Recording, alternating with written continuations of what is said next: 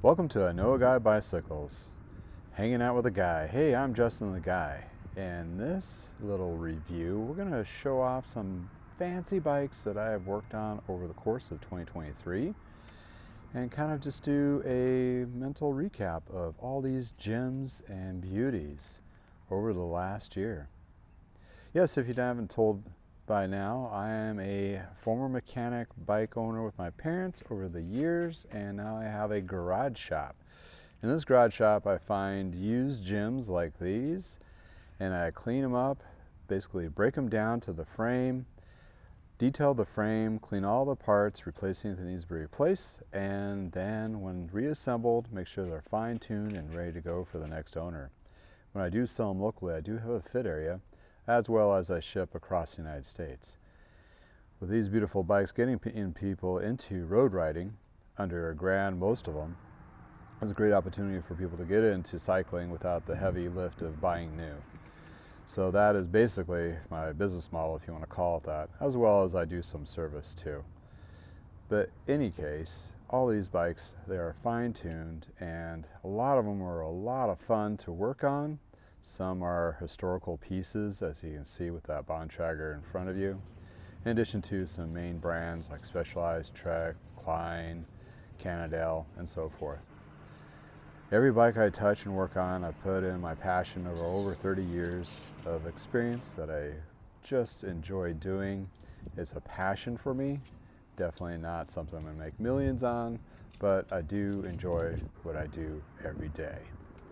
Therefore, being in the business for so long, I've had a lot of experiences between big shops and small shops, and some in between, in addition to other different unique aspects of the retail world, from big chain store like Big 5 Sporting Goods to a software integration that goes into the back end of most bike shops, inventory management. So been around, did a lot of hats over the years, but my passion at these particular times, man, I just love taking these apart, cleaning them, providing good technical service, as well as taking on the challenges to get these up to speed.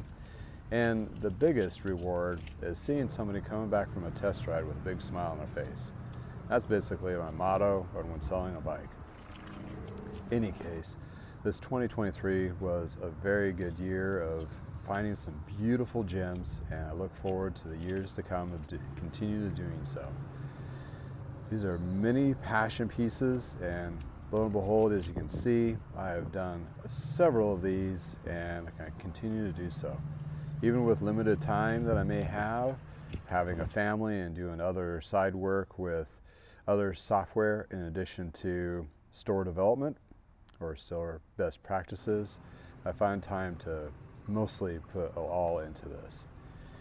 As being an individual in a small bike shop and a garage, I've faced many challenges over the last year, but I overcome the majority of them and continue to do so. Keep learning, keep moving forward, and hey, get out on a nice day on a beautiful ride. It's definitely something I enjoy doing and sharing that passion as well.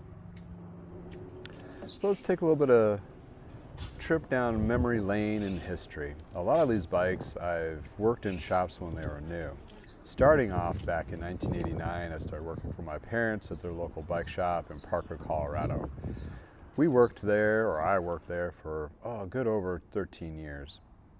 With this skill set of a family business, putting blood, sweat, and tears into it, unfortunately we had to close in 2001. With a lot of those experiences, as well as, I would guess, you can say working for my parents instilled excellent work ethics as well as attention to detail in everything I work on.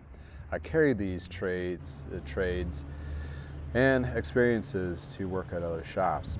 Briefly, I worked at Performance Cyclery, but ultimately landed at Lee Cyclery in Fort Collins, Colorado. There I worked on and off for, a good, I would say, close to 18 years or so. And there I've also learned as well from a service manager, inventory manager, as well as part-time mechanic, as a builder of all sorts of bikes there. I did all the hats pretty much in that particular establishment.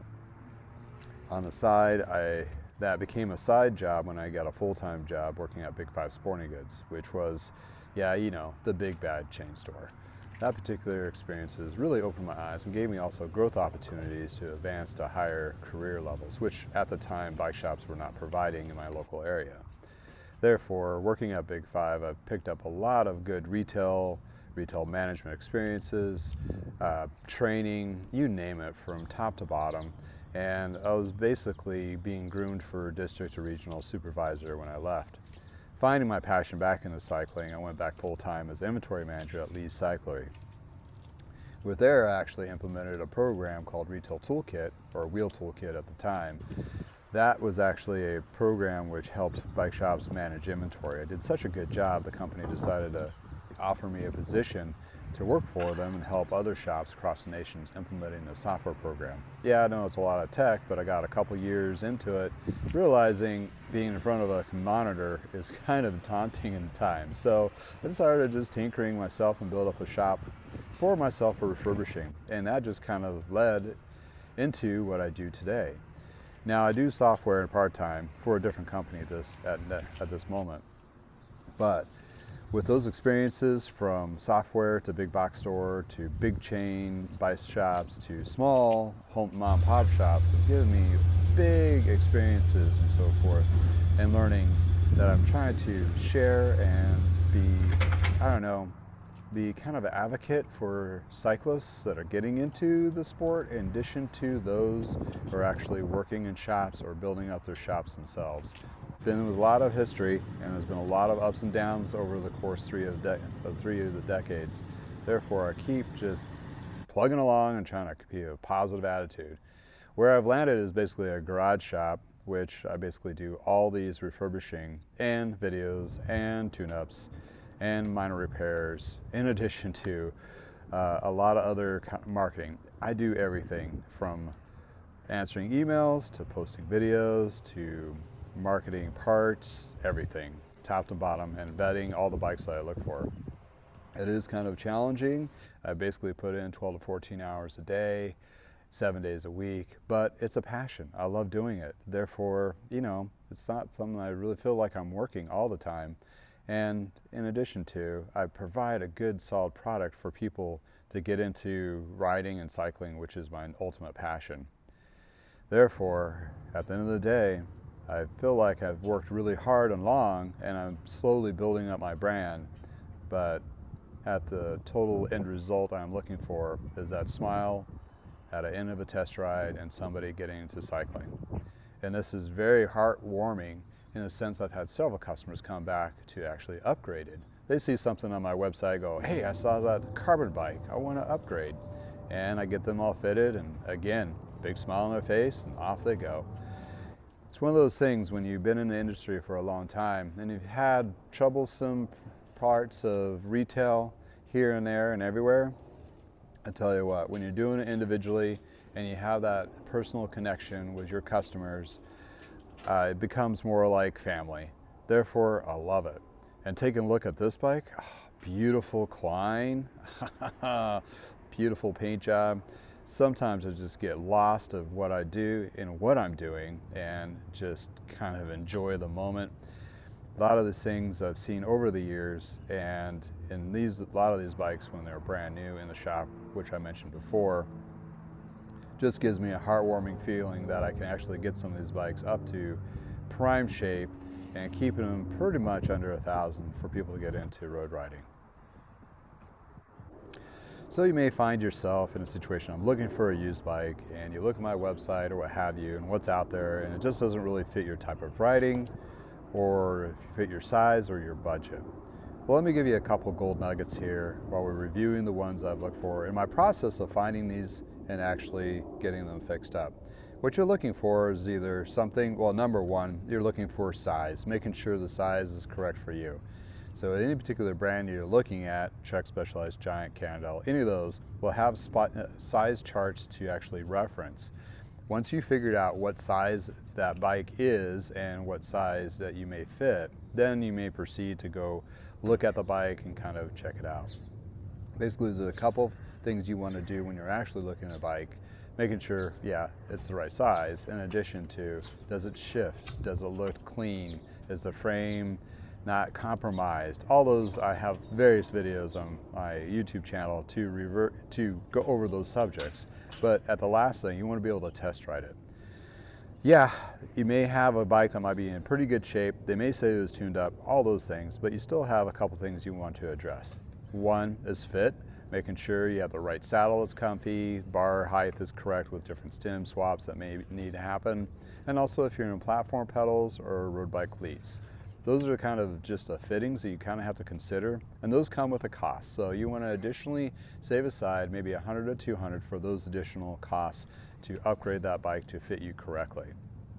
On top of that, I don't care what they say, if it's fully tuned up and it's not coming from a bike shop like me, well, you still may need some things to be done to it.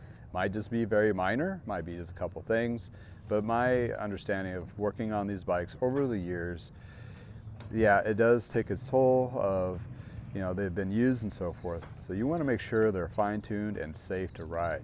Well, that comes with a cost as well. When you take it to a bike shop, on average, you're looking between 150 to 250 plus parts, which is my pretty much average when I work on these bikes. So when I buy the bike, let's say I buy a bike for $400 and I put, I don't know, a tune-up and some parts and so forth, which equates to like $350. I end up selling that bike around $750. I'm really just making money off of my time and labor and parts.